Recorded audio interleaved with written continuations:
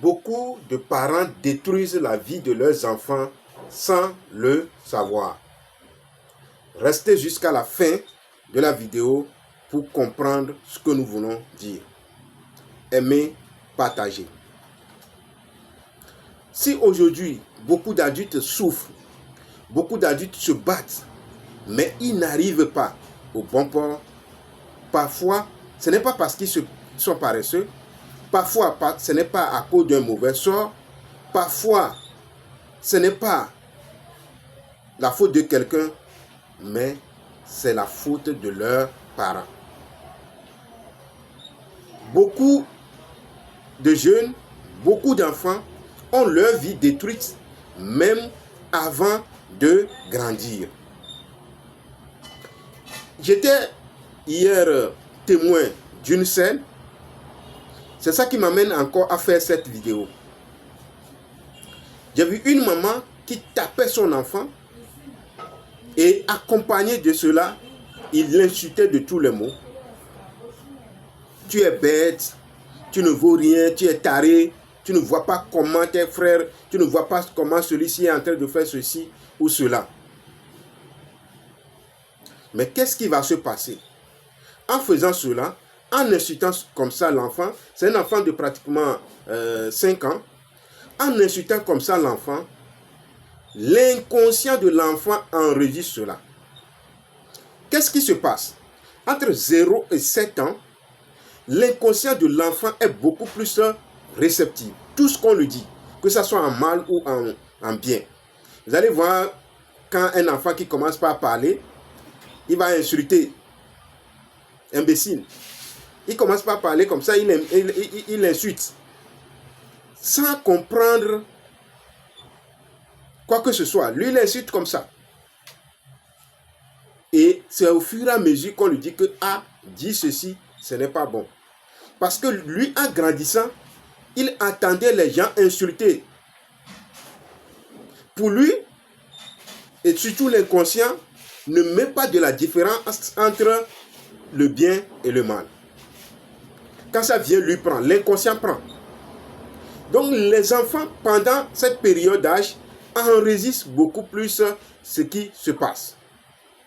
Et donc, lorsque le parent est en train d'insulter l'enfant comme ça, tu es bête, tu es ceci, tu es cela, l'inconscient de l'enfant enregistre. Et l'enfant accepte que, mes parents même m'ont dit que je ne vaux rien. Pourquoi encore faire des efforts? Pourquoi encore faire des efforts? Et là, vous allez voir que ça va rester comme ça pour l'enfant et il va grandir avec ça. Et même s'il devient grand, ça va rester comme ça. C'est difficile de changer cette habitude parce qu'il a déjà dompté cela. De la même façon, comme on lui compare à d'autres personnes, tu ne vois pas comment l'autre a réussi. Tu ne vois pas comment l'autre a eu telle moyenne. Quand il va grandir, au lieu de se focaliser sur ses objectifs, c'est comme ça, à chaque fois, il va se comparer à d'autres personnes. Et il serait triste. Il va vivre dans la tristesse. Et là, vous allez voir que peu importe les efforts qu'il va faire, ce serait difficile pour lui de réussir. Il va se battre, il va se lever très tôt le matin, il va aller au marché, il va faire ceci ou cela. Mais son inconscient lui dit, tu ne peux pas avancer. Et donc, chers parents, trouvez d'autres moyens de corriger vos enfants plutôt que de leur proférer des affirmations pas possibles. Trouvez d'autres moyens. C'est très, très, très important. Trouvez d'autres moyens. On peut gronder l'enfant. On peut corriger l'enfant. Et le parent a le droit de corriger l'enfant. Mais il faut savoir corriger, sinon vous allez détruire la vie de votre enfant avant même qu'il ne grandisse. Il y a l'autre chose. je vois une maman en train de faire la lessive. Sa petite-fille s'approche d'elle. Elle aussi, elle dit, elle veut faire la lessive. La maman lui tape, quitte ici. La maman est en train de balayer la chambre. La petite fille s'approche, le petit garçon s'approche, lui aussi veut balayer. La maman lui tape, quitte ici. Vous savez ce que vous êtes en train de le faire? Vous lui montrez que ça, il ne faut pas faire. Et lorsque l'enfant va commencer par grandir, et vous allez lui demander de faire ceci ou cela, et il va refuser, ne l'accusez pas. Parce que vous ne lui avez pas préparé à faire cela. Au lieu de taper l'enfant, quitte ici. Prenez une linge.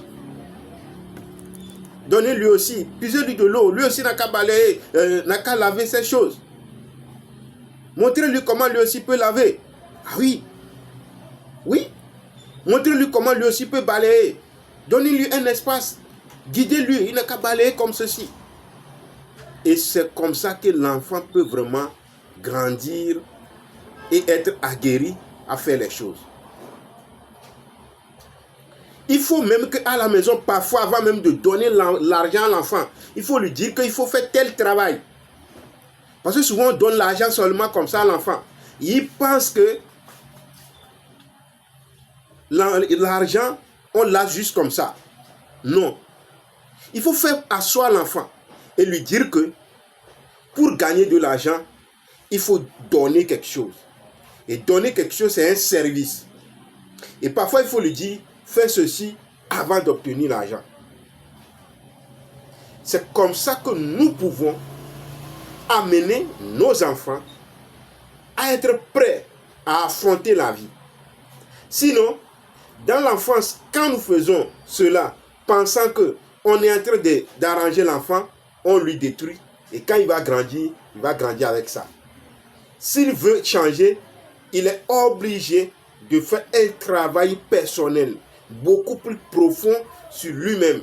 Sans ça, il peut se battre comme un beau diable. Il n'aura rien, pratiquement rien. Il ne va pas avancer comme il le faut. Parce qu'il a déjà pris tout ce que vous lui avez dit dans l'enfance là de négatif comme une réalité, comme la vérité, comme une croyance, comme une conviction. Vous n'êtes pas sans savoir qu'on dit la foi vient de ce qu'on entend. La foi vient de ce qu'on entend. C'est pourquoi il faut savoir ce que dire à son enfant. Chers parents, chers frères, sachez quoi dire à vos enfants, sinon vous détruisez leur vie avant même qu'ils ne grandissent. À la prochaine pour une prochaine rubrique. Partagez, aimez. Nous sommes ensemble pour tout réussir.